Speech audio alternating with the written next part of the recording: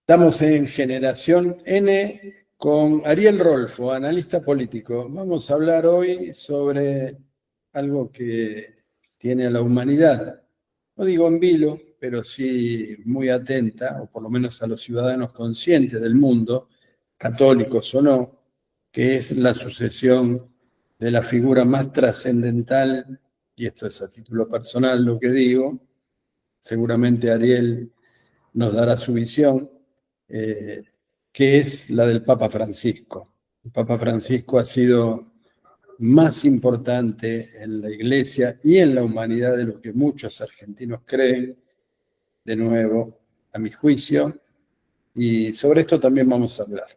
¿Qué tal, Ariel? Buenas tardes, ¿cómo estás? Buenas tardes, ¿cómo te va, Juan Carlos? Sí, respecto a lo que vos decías, que estamos ante un evento importante, siempre la elección de un papa concita mucha atención.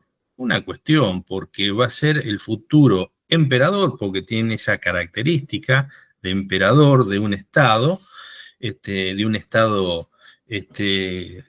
particular, que es un estado teocrático, ¿no es cierto? Pero que tiene incidencia en prácticamente todos los países de la Tierra y sobre 1.400 millones de personas.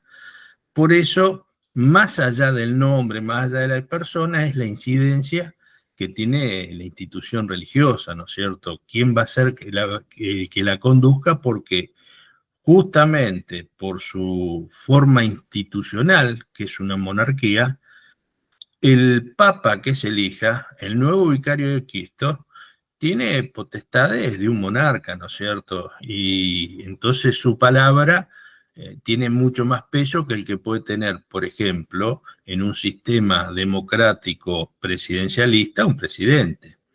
Y es una institución plurinacional, está en muchas naciones, y si bien no tiene un poder, por ejemplo, como puede tener un país como Rusia, como Estados Unidos, no tiene un poder militar, pero sí tiene un poder blando, diría Joseph Nye, ¿no es cierto?, que influye con su palabra y su accionar en la acción de los demás gobiernos. Por ejemplo, yendo al caso del Papa Francisco, él inició una nueva etapa donde en su acción pastoral y doctrinaria condenó mucho la cuestión del neoliberalismo, el ser humano como factor de producción y no como alguien digno de también usufructuar lo que da un sistema económico social, ¿no es cierto? Fue crítico en ese aspecto el Papa Francisco, por eso a poderes externos de la Iglesia, del mundo occidental, molestó mucho, ¿no?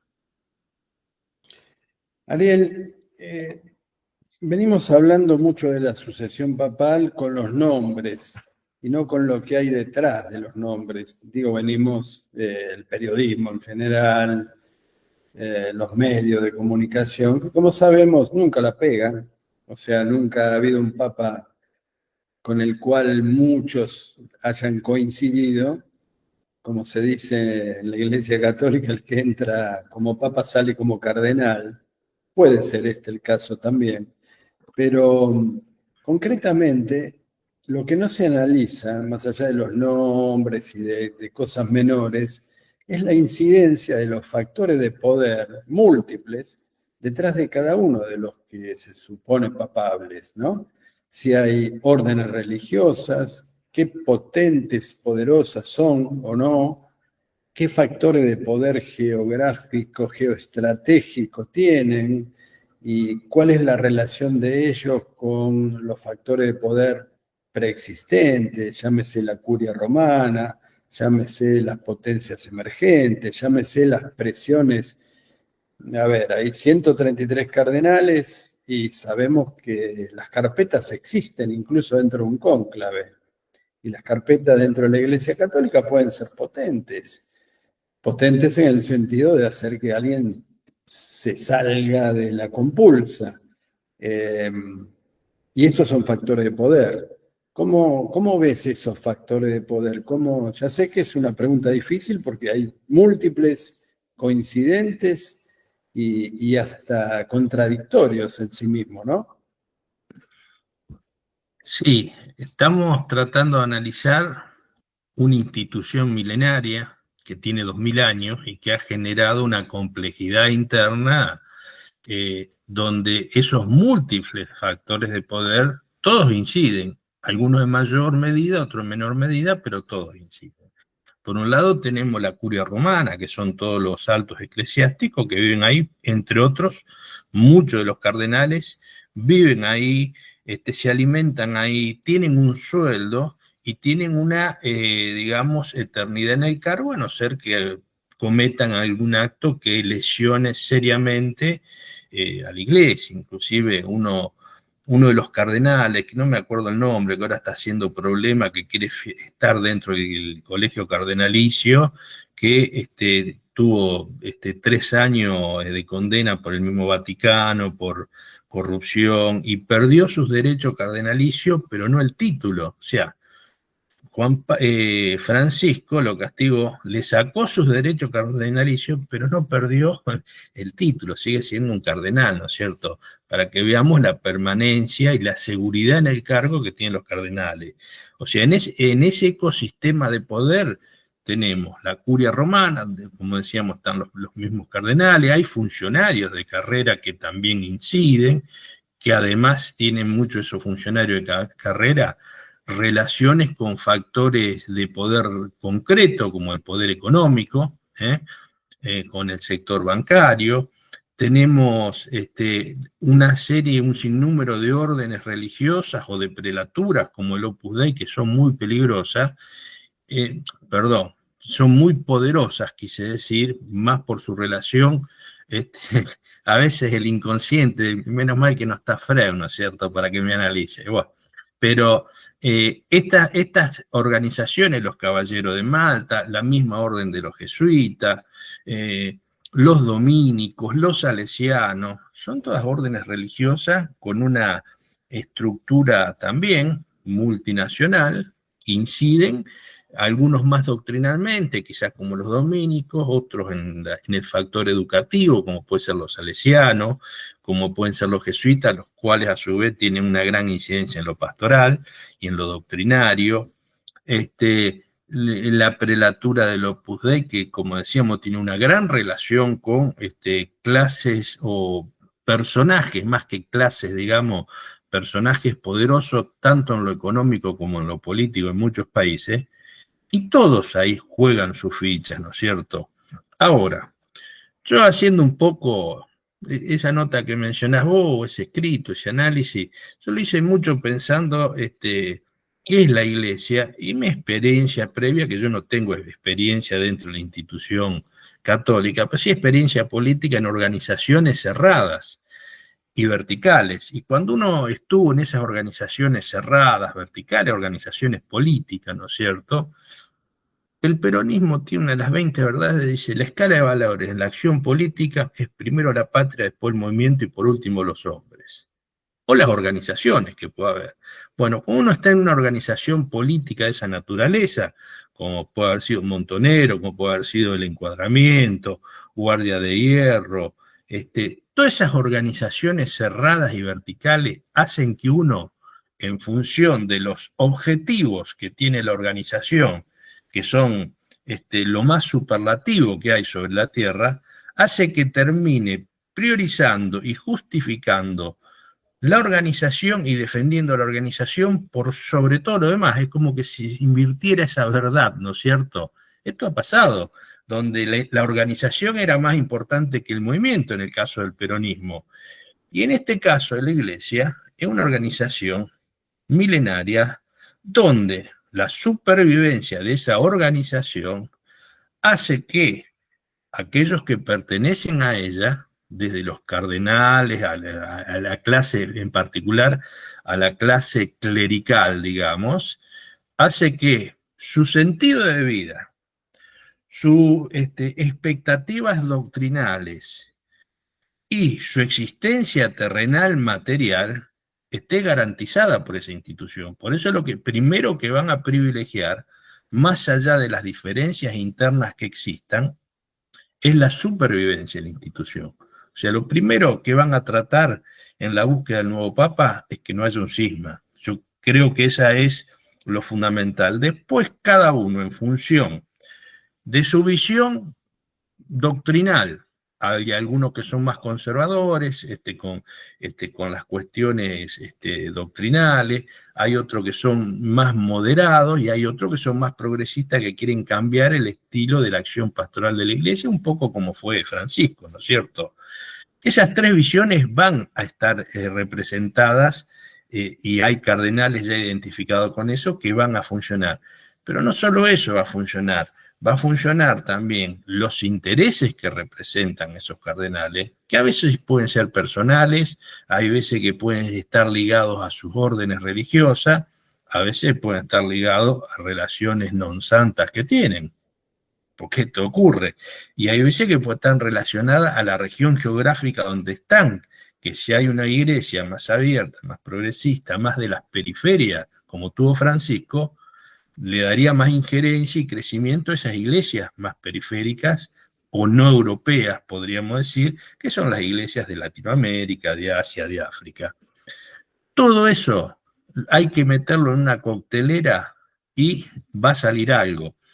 Y aparte, como es el sistema de votaciones que hay en el colegio cardenalicio, hay alguien que puede ser quizás, hoy daría la impresión que el sector progresista es un poco el más cuantitativo. Tomados individualmente, tomado en conjunto hay que ver.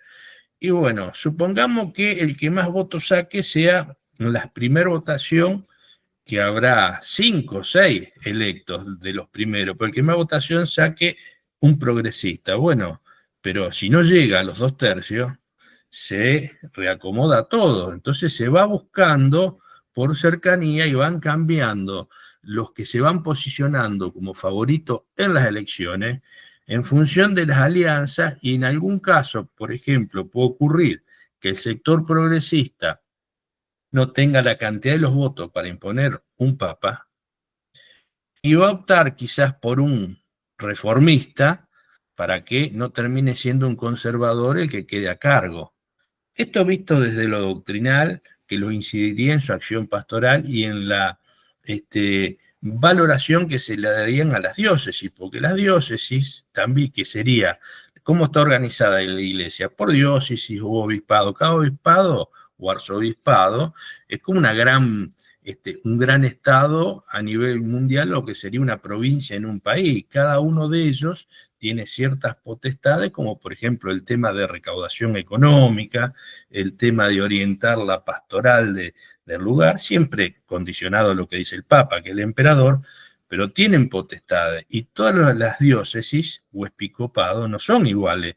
No es lo mismo los episcopados o diócesis de Estados Unidos que una diócesis de África. Si lo vemos en el tema económico, lo que recaudan y el poder que eso implica, no es lo mismo. A todo esto hay que agregarle el marco externo que también incide, porque también los grandes grupos económicos, los grandes conglomerados o megafondos de inversión, como por ejemplo BlackRock, Vanguard, o los grandes líderes políticos, como puede ser Putin con la iglesia, bueno, más allá que eso es iglesia ortodoxa, eso ya sería otra cosa. El caso de Donald Trump con las iglesias anglosajonas católicas, bueno, todo eso incide y esa gente habla a sus obispos locales. Por eso la incidencia de poderes externos incide en forma indirecta sobre los cardenales, pero eso después en el colegio cardenalicio va a ser una gran coctelera donde se va a ir amasando algo donde puede haber sorpresas. Por ejemplo, Juan Pablo I no lo esperaba ninguno. Si bien era europeo, pero no lo esperaban. El caso de Juan XXIII tampoco era esperado. Se quería, y también había una percepción de que, bueno, se terminó eligiendo a Juan XXIII porque iba a ser un papa en cierta medida de transición. pero la acción que llevó adelante con el Concilio Vaticano I no fue algo de transición. O el caso de Francisco, que también iba a ser un papa para una transición de una iglesia que venía muy marcada por conflictos, ya sea desde delitos económicos a delitos sexuales que hubo en algunas órdenes, los guerreros de Cristo, o algo así en México, no recuerdo el nombre de la organización, Legionario. los legionarios de Cristo. Y bueno, y sin embargo, la acción pastoral y el enfoque que le dio con la sinodalidad a la iglesia Francisco no era esperado. Hoy deja una iglesia con cambios en su accionar, más en un accionar político y humanista, de una iglesia más volcada a la feligresía, y no una iglesia tan jerárquica, autorreferencial, ¿no es cierto? Por eso hay muchas sorpresas que se pueden dar, porque más allá que se elija un papa con una determinada perfil, puede ocurrir que después en su acción, por eventos que se dan, por los poderes que lo influyen, no tenga el accionar esperado. Más allá que cuando se lo elija, tratarán de coincidir esas tres cuestiones. Tratarán de elegir uno que garantice la continuidad y la seguridad de la iglesia, pues le da seguridad de su existencia a ello.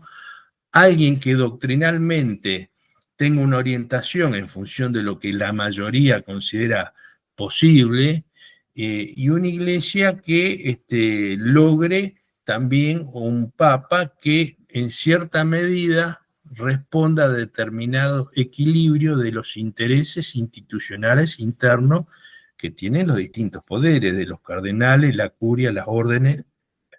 Todo eso juega, pues eso es muy complejo. ¿Quién va a ser? Y cualquiera, va a ser uno de los papables, ¿no es cierto? Ahora, ojo, perdón, uno de los papables, alguno de los cardenales que ingresa en el colegio, muy probablemente. Ahora, también puede ser alguien que no está en el colegio cardenalicio.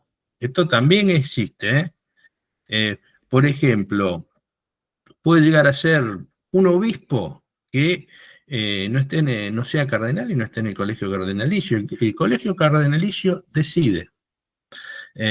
Generalmente sale un cardenal que está en el cónclave. Creo que siempre fue así. Pero hasta podría ser electo alguien que no esté. Es muy difícil decir quién va a ser. Lo que sí, creo que van a respetar todos esos parámetros generales del Vaticano, de esa mecánica institucional que garantice la supervivencia de la institución Iglesia Católica Apostólica Romana. Bueno, permitime un elogio innecesario, Ariel, pero realmente es muy importante escuchar voces tan inteligentes como la tuya, que toque temas que generalmente no se ven no por intereses, sino que no se ven por falta de profundidad, que es la que vos nos estás aportando, como ser que la subsistencia de los propios cardenales y sus privilegios, llamémosle así, tienen que ver con sus elecciones también, lo cual no cabe para todos, está claro.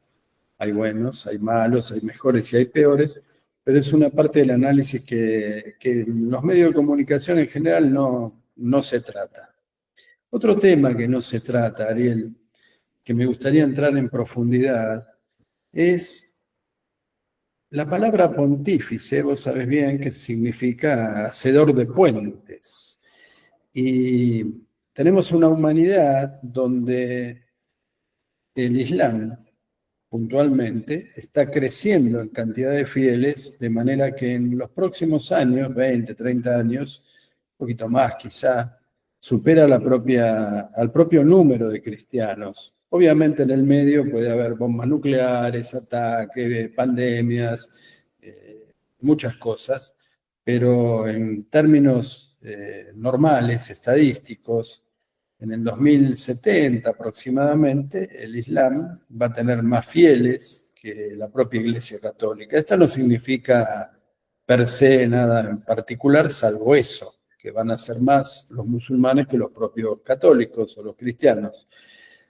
Y ese mundo en el cual hay un decrecimiento del cristianismo y un crecimiento del Islam es factor de conflicto en muchos países, sobre todo en Europa. Y este fue uno de los grandes temas que atacó el Papa Francisco, que atacó en el sentido de resolverlo, que es el tema de los migrantes. También tenemos migrantes católicos, guadalupanos, como en México, hacia Estados Unidos, 40 millones de mexicanos en los Estados Unidos, que son de la Grey Católica, y que hoy determinan prácticamente las elecciones, y dentro de poco la van a determinar más. De hecho, el vicepresidente, el secretario de Estado, muchos de los funcionarios de Donald Trump son católicos, y católicos que por supuesto responden a una línea conservadora contraria a la línea que viene desarrollando el Papa Francisco. Bueno, en quilombo de religiones y de tensiones dentro de la propia Iglesia Católica, el nuevo Papa, supongo, si hay inteligencia colectiva, va a ser elegido en el sentido de tender puentes y no dinamitar esos puentes. ¿Qué opinás? Sí, analicémoslo en tres niveles eso.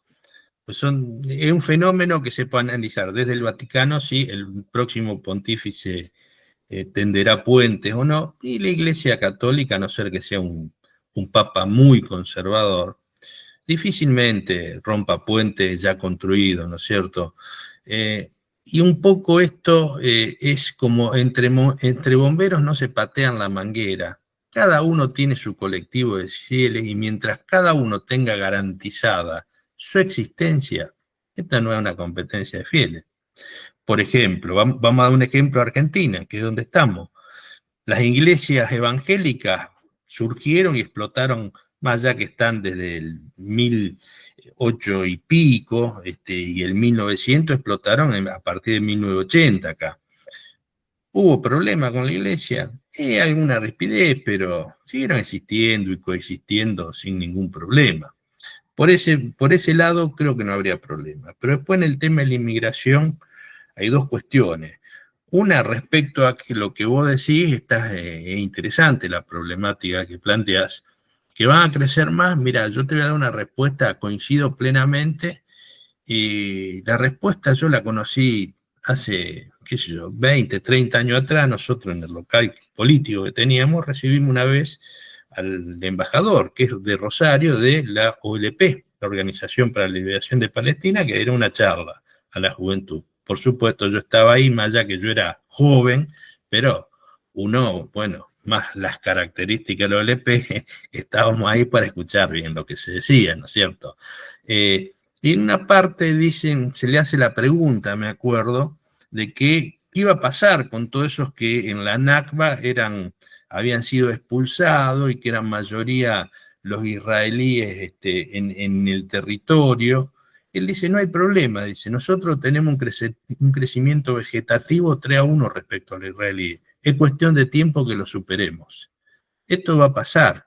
Si vos te fijás, el tema del crecimiento vegetativo, va a ocurrir lo que decís vos, seguramente en esa época. Yo no lo he medido, pero confío plenamente en lo que decís vos. ¿Por qué también se da eso? De el tener más hijos, menos hijos. Parte de cuestiones culturales, pero también parte de cuestiones sociológicas, económicas. Acá hubo un gran temor al crecimiento del tercer mundo en los 70, que había hecho la Fundación Rockefeller. Después sale el Club de Roma condenando el tema de la explosión, la bomba demográfica. ¿Por qué? Por el gran temor del crecimiento en el tercer mundo, que se industrializaba y le chupaba recursos al mundo desarrollado. Y si seguía desarrollándose industrialmente, ya no iban a ser países coloniales. Por eso se instrumentó toda una serie de cosas, entre otras la deuda externa, para mantener lo que estaba. Este fue el proyecto de la trilateral, que después se consolida con todo el neoliberalismo, que paradójicamente se desarrolla en los Chicago Boys, de la Universidad de Chicago, bancada también por Rockefeller, ¿no es cierto? Como las cumbres del mundo, donde puso gente de él diciendo, la primera, la del 72 en Copenhague, el problema era el crecimiento poblacional, no era el calentamiento global. O sea, todo apuntaba, manipulados desde la trilateral, donde tenía incidencia en esa época estas sinarquías económicas, a combatir el crecimiento del tercer mundo. ¿Y por qué se da esta gran inmigración en Europa? Porque ese neoliberalismo de los últimos 40 años, llevado al extremo, como se llevó, inevitablemente, y uno de sus objetivos, porque fue un neoliberalismo de las élites de poder globales, no de los Estados-nación, de los estados imperiales, donde hay dos grandes divisiones, los globalistas, o dos perfiles. Uno, los que podríamos decir globalista puro, Barack Obama, Bill Clinton, que operaron en función del interés de las élites, y otros que decían que no, que más allá que estaban de acuerdo con la globalización, hacía falta un estado gendarme, que eran los por la supremacía de un nuevo siglo norteamericano, que ese es un think tank de Estados Unidos, donde estaba prácticamente todo estaba Donald Rumsfeld, estaba Jeff Bush, el hermano de George Bush, estaba, ¿cómo se llamó el vicepresidente Bush? También estaba, y ellos ya en el año 97 le plantean a Bill Clinton invadir 5 países, entre los que estaba Irak, entre los que estaba Irán. Ellos ya planteaban eso, planteaban el globalismo, pero con un Estado-nación imperial, ¿no es cierto? Cheney se llamaba. Dick Cheney. Estaban todos ahí, en ese think tank estaba Fukuyama, estaban todos. ¿Quién lo denuncia? Esa es la gran confusión en mi época, yo cuando lo leí en esa época, ¿de quién es el libro? Globalización se llama, que denuncia estos globalistas terribles que había. Y la maldición de los recursos primarios. Estos países que tienen recursos primarios, vienen estos imperiales y los invaden. George Soros escribió el libro ese. Pasa que él jugaba del otro lado. Él jugaba del otro lado, los globalistas puros.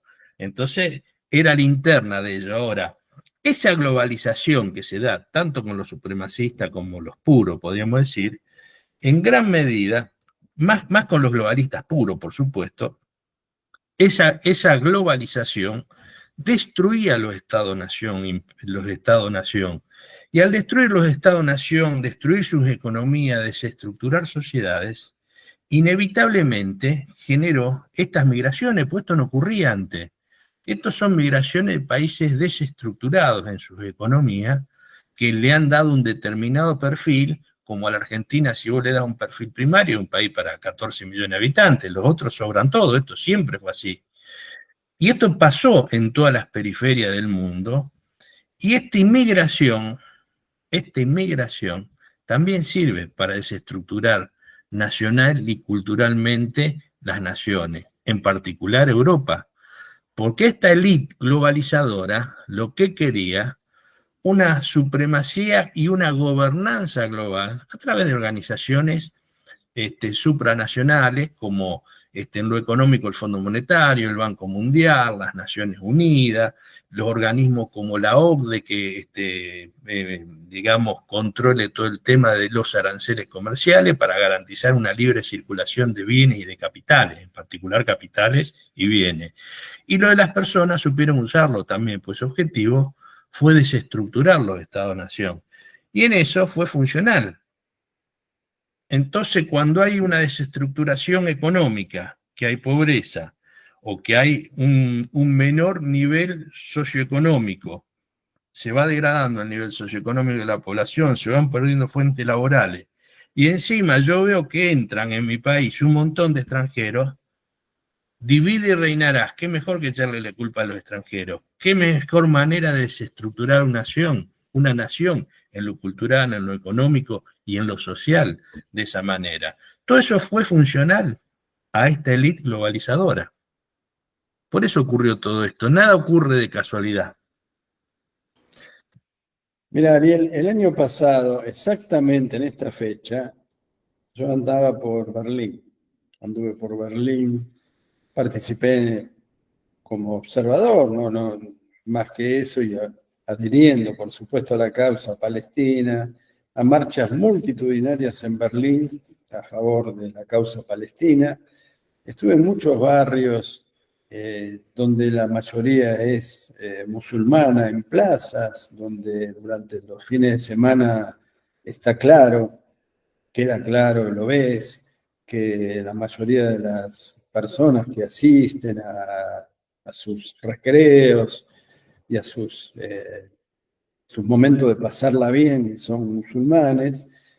Y por otro lado, ves que hay un crecimiento de la derecha reaccionaria, que está contra los migrantes, y que hay también un partido político de origen católico, o sea, de fuerte incidencia del catolicismo alemán, que ganó las elecciones, si bien las ganó en un tercio, un poco más de un tercio.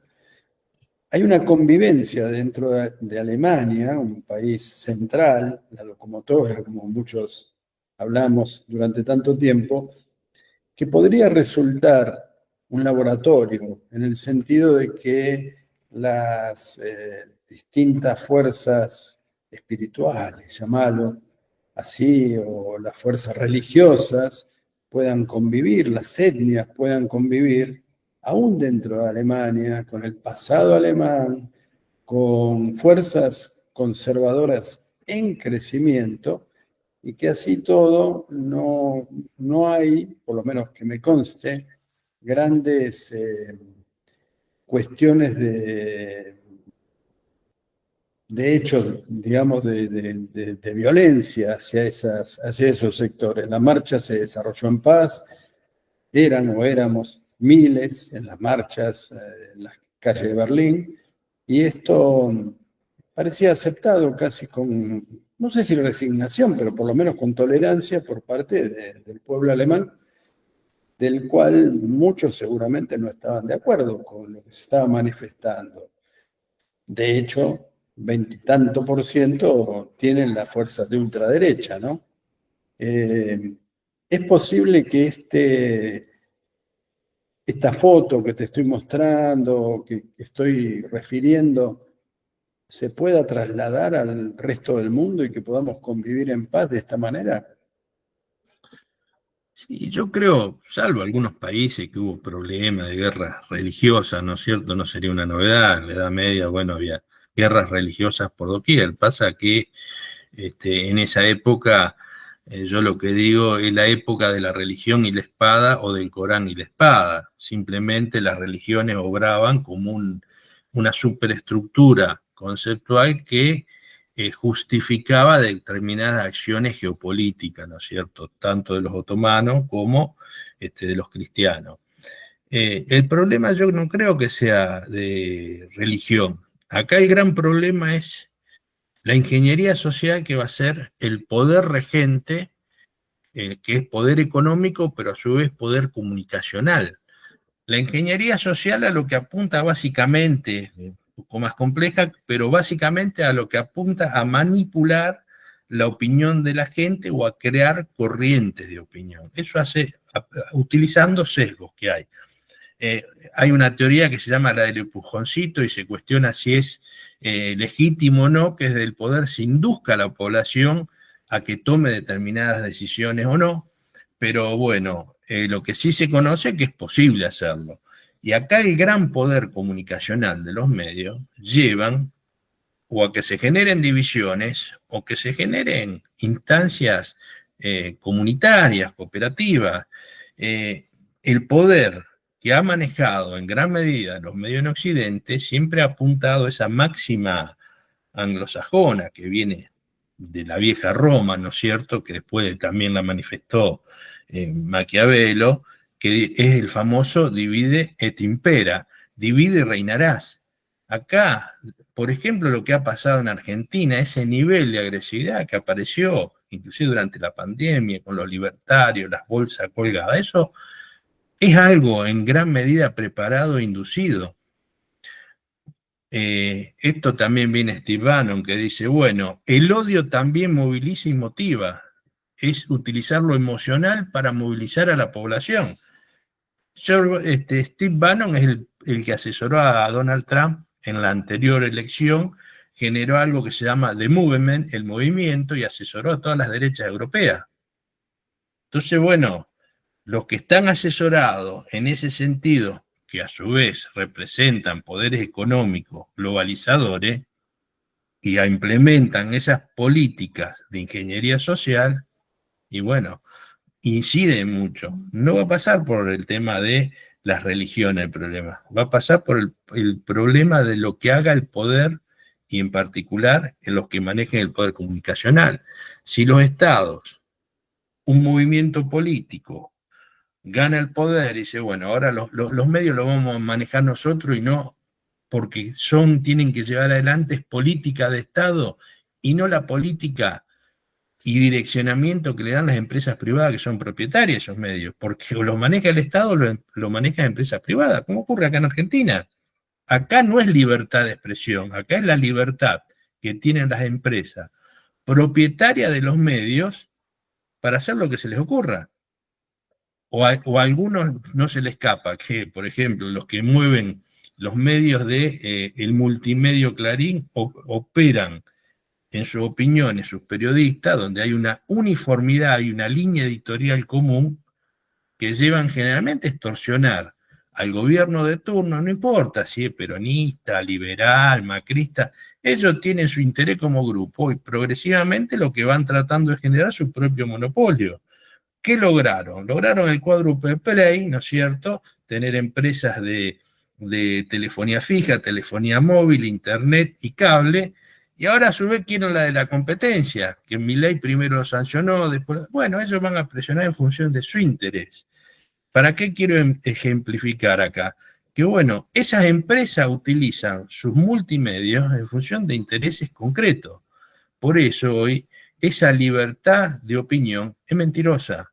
O alguno ve grandes diferencias de opinión en los periodistas en el canal TN. Opinan casi todo lo mismo. No, opinan casi todo lo mismo, tiran para el mismo lado, porque si no los echan. Eso no es una libertad de opinión, es la libertad que tiene la empresa de utilizar su empresa de multimedia para, para hacer lobby en función de determinados intereses. Así como ellos hacen función para determinados intereses, también operan socialmente.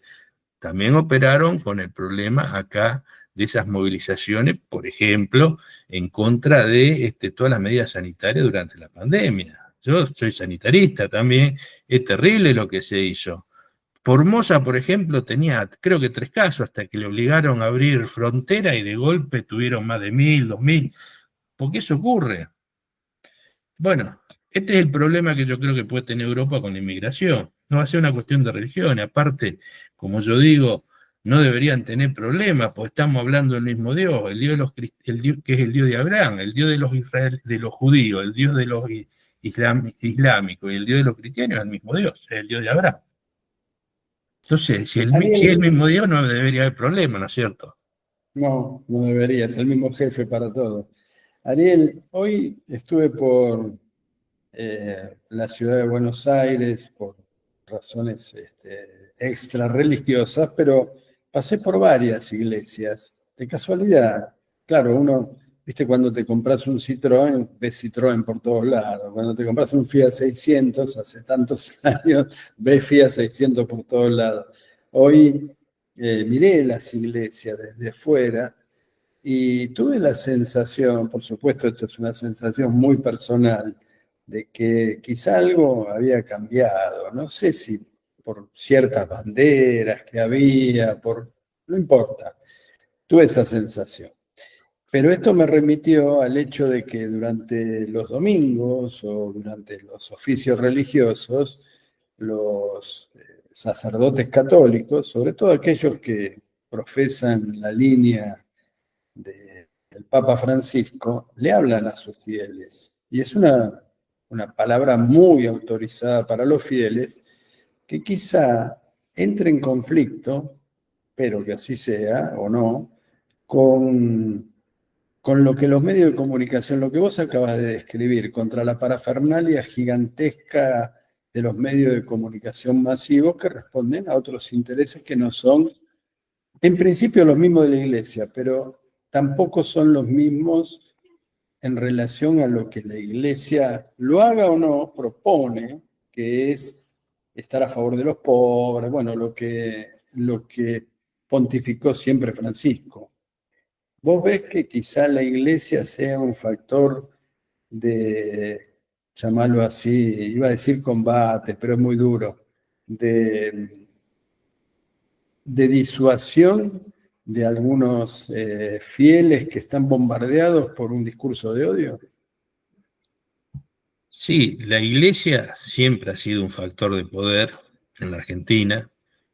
Hay veces que ha estado más comprometida con lo sociopolítico y hay veces que ha estado más recluida sobre sí misma institucionalmente. Eso creo que va a seguir siendo así, dependerá de las tendencias, dependerá del nuevo Papa, perdón, dependerá de, del arzobispo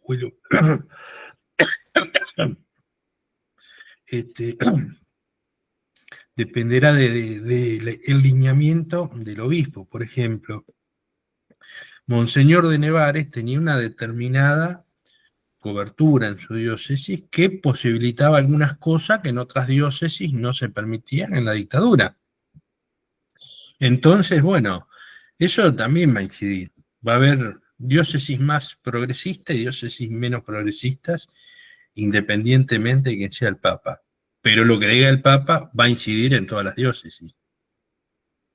Porque el principio de obediencia prima en la iglesia. Esto es así.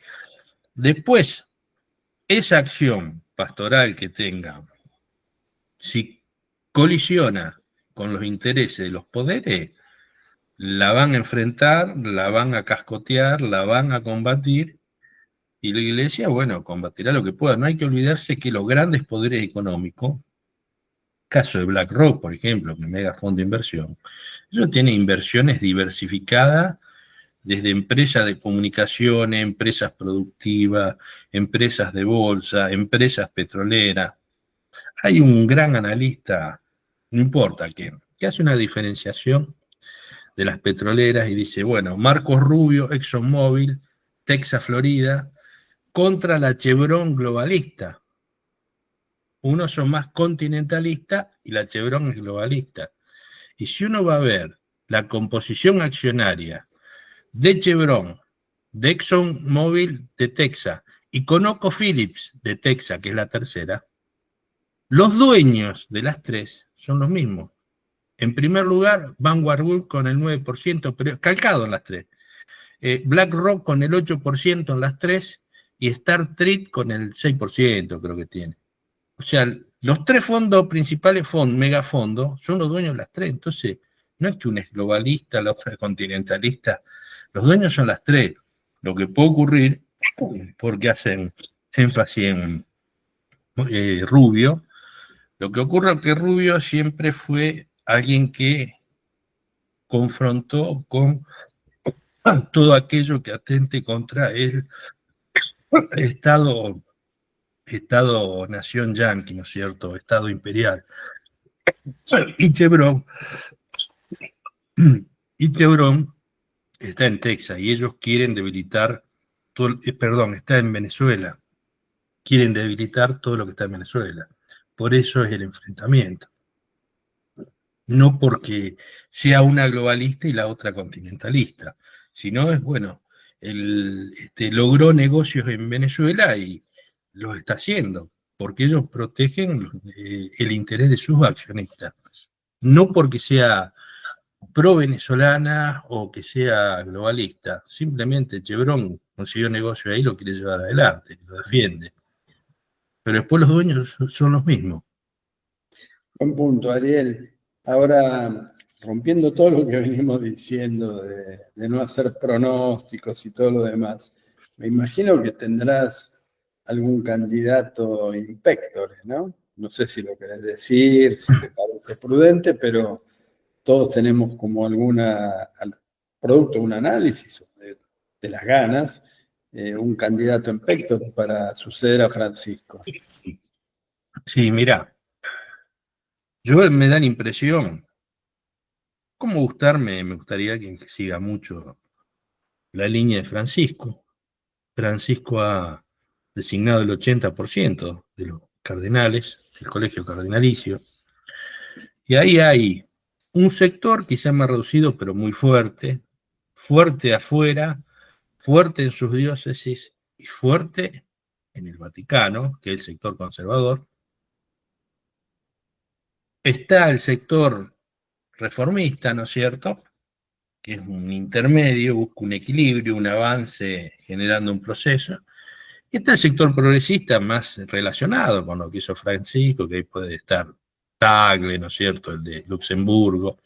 De Luxemburgo, pues jesuita y comulga con lo que hizo Francisco, y Tagle, bueno, tiene un perfil parecido. A ninguno le da para imponer de entrada un candidato propio. Entonces va a ir en las sucesivas votaciones, creo que se van a ir acercando a alguien que satisfaga mínimamente el interés de todo. No va a ser un conservador, dudo mucho que sea un conservador duro, y creo que al sector progresista no le va a dar, por eso creo que va a decantar por un moderado. Dentro de los moderados, debería ser uno que tenga un perfil que tenga que ver con Francisco, porque tiene que conformar a los progresistas, y aparte hay ya una génesis de este proceso que la Iglesia le ha beneficiado a nivel de volvió a reconectar con su feligresía. Eso también lo ven. Y en cierta medida tiene que generar un avance, quizás no en su accionar pastoral no tan excesivo para que ofenda a los conservadores, no tan excesivo como el de Francisco, pero que sí vaya en ese sentido, y sería alguien que terminaría en forma, digamos, o continuaría en forma moderada el lineamiento de Francisco. El que más tiene ese perfil, para mí, porque conformaría a la curia, conformaría, no olvidemos que hay 18 cardenales que son italianos, conformaría a los conservadores porque tiende puente, sería un buen pontífice, lograría la anuencia de los progresistas porque ha estado ligado a la línea de Francisco y tiene una práctica pastoral en ese sentido, es el arzobispo eh, Mateo Suppi, creo que es, el de Bolonia. ¿Cómo es el Sí, sí, nombre? Mateo Suppi de Suppi, Bolonia. Mateo Sí. Suppi. Yo creo que ese es el que tiene más perfil para lograr concitar ese denominador común de lo doctrinal, de lo pastoral, de los intereses de sectores y de la unidad de la Iglesia. Tiene 67 años, creo. Creo que el que más daría. Creo que Tagle quizás sea el más votado en la primera votación, pero va a haber 5 o 6 votados. No lo vamos a saber, pues eso es secreto. Pero creo que no le va a dar. Para un progresista. Los progresistas que deberían lograr, desde mi punto de vista, bueno, para asegurarse que, porque si vuelve un pontífice moderado, uno que también daría el perfil de Suppi, pero es mucho más moderado conservador, es Parolín. Parolín sería, después Juan 23 hubo uno que era clavado, que ese sí salió el esperado, que terminó el proceso, pero moderando bien, que fue Pablo VI, que era el secretario de Estado Vaticano, que sería el caso de Parolín ahora. Pero Parolín no da garantías, para mí, no da garantías para los progresistas. Suppi, quizás sí, por su acción pastoral, más allá que acá, como te dije, muchas veces los papas llegaron con un determinado perfil que se creía que iban a tener como papa y después tuvieron otro. Dieron sorpresa. Juan 23, Juan Pablo I, por eso duró poco. porque era el papa de la sonrisa, era un papa tranquilo, era como el agua de Malva, decimos acá, no, no va a hacer nada este. Y mandó a investigar las corrupciones que había en el Vaticano. Duró 33 días. Todos saben que se presupone que fue envenenado. Hay una serie de eventos que ocurrieron muy sospechosos, fue rápidamente embalsamado, no se le hizo autopsia. Cuando ocurren todas esas cosas, acá tuvimos un caso parecido, que fue el caso de Carlitos Menem. Cuando él falleció, inclusive hay imágenes de balas en el fuselaje, se filtraron después, en 48 horas, eso que es una prueba, el helicóptero se llevó al relleno sanitario. Cuando se hacen esas cosas, evidentemente hay una mano de poder que no quiere que se investigue. Bueno, con Juan Pablo I ocurrió eso, ¿no es cierto? Decía Gustavo Vera, hay que ver si es verdad o no es verdad lo que dice Gustavo Vera, que el Papa le decía que era muy, muy allegado en los primeros tiempos de por qué se iba a quedar en Santa Marta. Y dice que en tono jocoso, Francisco le decía, no quiero que me den un tecito. Puede ser verdad o no, pero es probable para mí. ¿Por qué? Porque una frase con una determinada connotación, y creo que da con lo de Francisco, y yo lo que creo que se lo debe haber dicho en intimidad, y no debería haberlo dicho Gustavo Vera. Pero eso evidentemente está. Pero creo que volviendo de las probabilidades, creo que Supi, y después, bueno, puede ser cualquiera, hasta uno que no sea uno de los cardenales que van a estar en el concilio, ¿no es cierto? La iglesia es muy, muy, muy particular, muy heterogénea, son muchos los factores que juegan, y a medida que uno en una ecuación polinómica va agregando factores, se complejiza muchísimo, ¿no es cierto? Más allá que esto no es matemático, pero es algo complejo. Y además, cada cardenal puede ser de una orden, pero no puede pensar exactamente lo mismo que la orden. Puede ser de una orden, pero está en una determinada diócesis que lo llevó a una acción pastoral que a lo mejor no es la clásica de su orden. Y eso va formando a la persona, que va a decidir es una persona, porque los cardenales no dejan de ser seres humanos, ¿no es cierto? Con todas sus virtudes y sus defectos. Puede ser influido, todos podemos ser influidos. Los cardenales también. Es muy mencionada una de las charlas que da el cardenal Bergoglio dentro del concilio, que también ayudó mucho para que digan, no es porque la verdad nos está tirando la justa. Todo eso puede pasar. Por eso arriesgar un nombre es muy difícil. Yo, como vos me lo dijiste, ¿quién puede ser? Creo que es el que en función del análisis mío da más el perfil, pero es lo que pienso yo, que es muy subjetivo. Otro pensará otro y otro pensará otro. Algunos dicen que tiene que ser un africano por la encíclica del Papa Negro. Antes decían que Francisco era el Papa Negro, pues los jesuitas se visten de negro. Yo en esas cosas no creo, ¿no es cierto? Pero que es una iglesia, es un frente, yo creo que todavía no da para un Papa Negro, sinceramente. Creo que la iglesia en ese sentido es demasiado conservadora, está racialmente, ¿no? Francisco llegó porque era de la periferia, pero era blanco, descendiente italiano. Si hubiera sido un morocho blandengue de la Ribera, bien mestizo, no sé si hubiera llegado, ¿eh? Yo creo que eso existe. Pero bueno. Yo coincido con vos, Ariel. Creo que la iglesia todavía no está preparada para un Papa Negro. Aparte, la famosa profecía debe pesar también, porque no sea cosa que el Espíritu Santo diga esto y lo otro, y Nostradamus y no sé qué. Pero vos sabés que yo estuve jugando un poco en un análisis, no un juego por jugar, sino en un análisis respecto a un papa paraguayo, que en realidad no es paraguayo, sino que nació en España, pero se nacionalizó paraguayo, y que tiende ese puente con el Islam, fue nombrado por Francisco, es español. Bueno, no sabés perdón, el término, pero el quilombo que armó eso con otros compañeros, compañeras, amigos, que no, porque el verdadero Papa paraguayo sería tal y no sé qué. Bueno, vamos a tratar de tener una entrevista con ese cardenal paraguayo de origen, Y como te darás cuenta, desde el punto de vista de los nacionalismos también hay una cierta puja.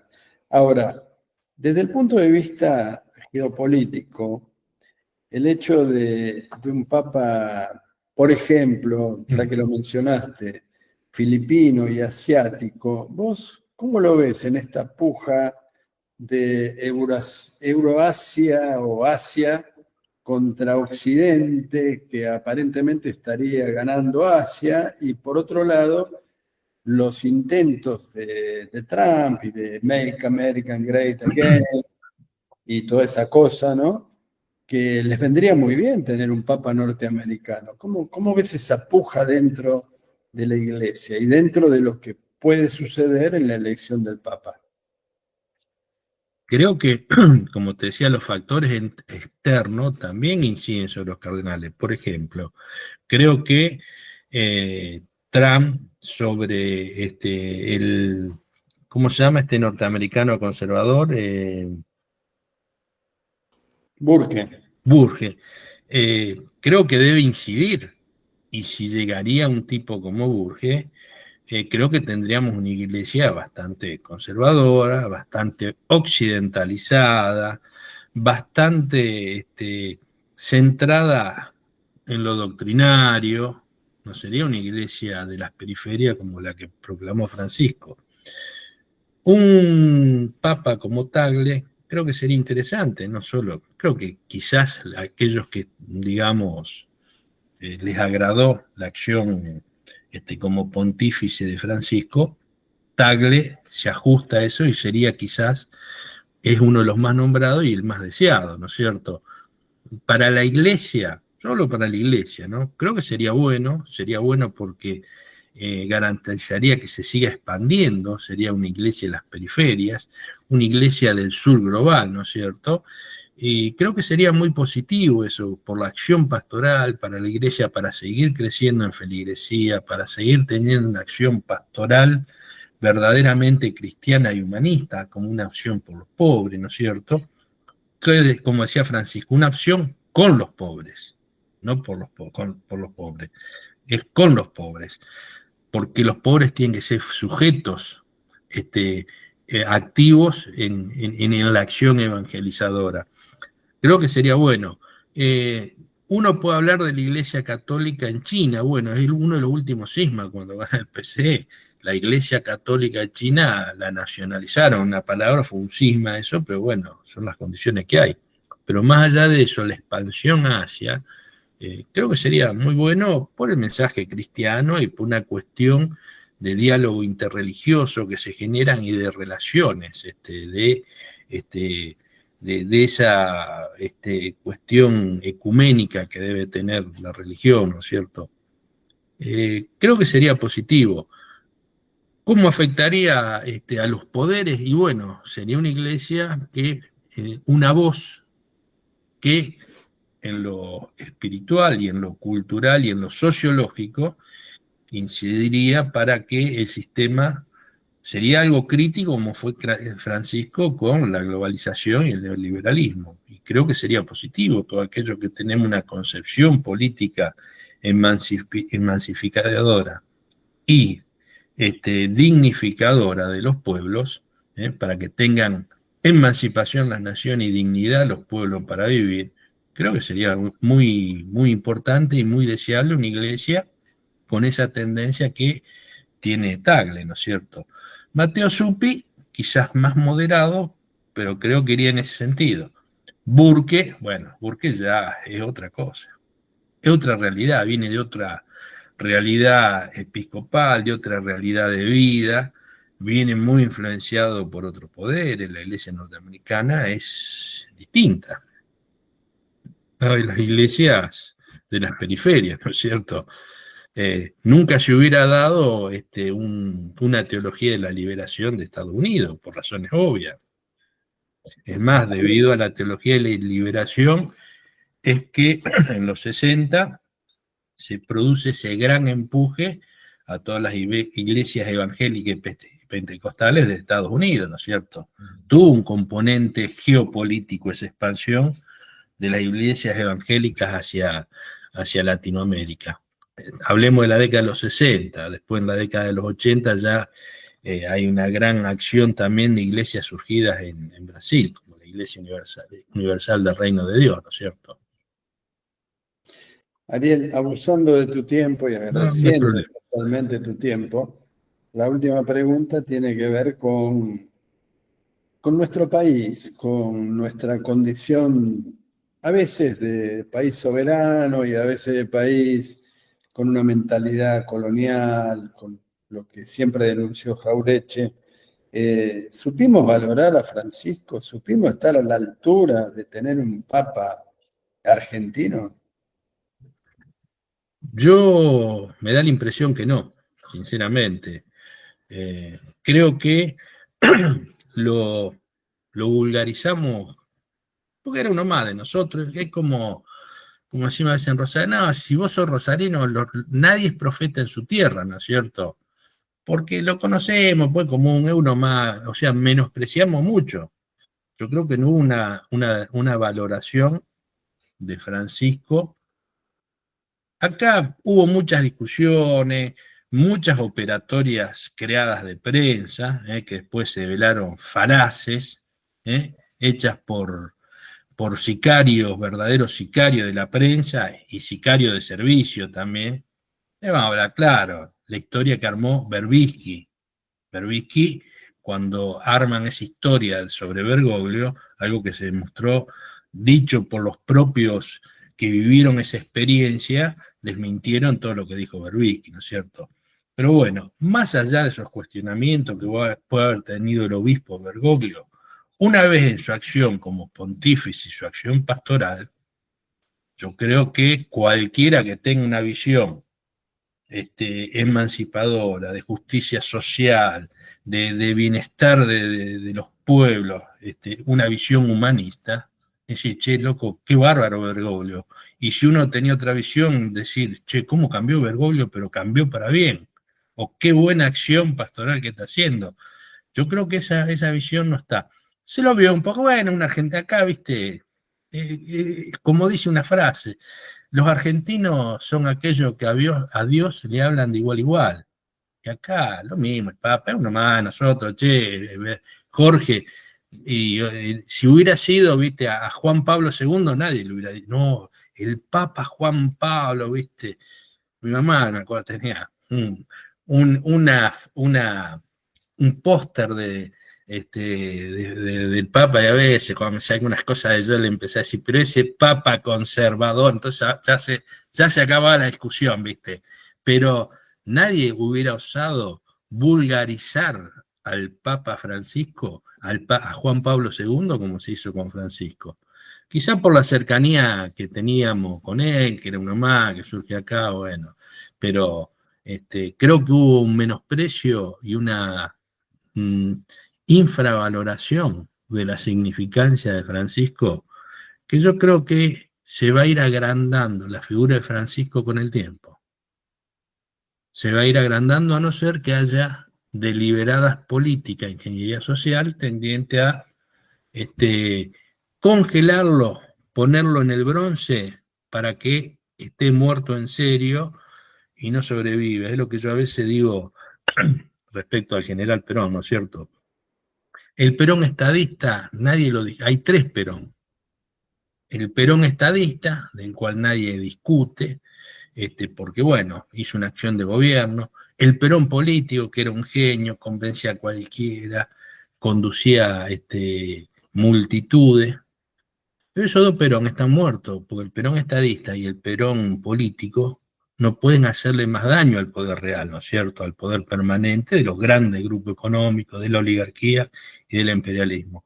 Pero hay un tercer Perón, que es el Perón creador de pensamiento. Ese sí sigue haciendo daño, porque en ese pensamiento justicialista de un país emancipado o un movimiento emancipador, de organizar, tuvo dos grandes digamos, creaciones Perón que nos legó.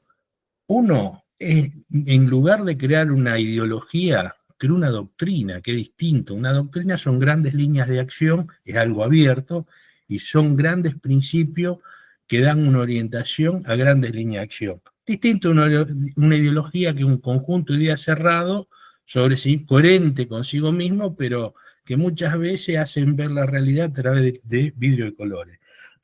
Y lo segundo, no creó un partido, más ya que después se creó el partido por un sistema partidocrático en la Argentina, creó una herramienta política mucho más superadora, que tiene que ver con ese concepto de nación en armas, de Comal Van de Gaulle. Todos los del Gaulle estuvieron influidos. Entonces arma un movimiento, porque tiene una acción integral, política, organizativa, sobre los distintos estamentos de la sociedad, los jóvenes, los militares, los empresarios, los trabajadores. Y esas dos grandes, digamos, creaciones, unidas en funcionamiento, en función de los grandes principios orientadores, sigue siendo un peligro para el poder permanente, los grupos económicos, el imperialismo.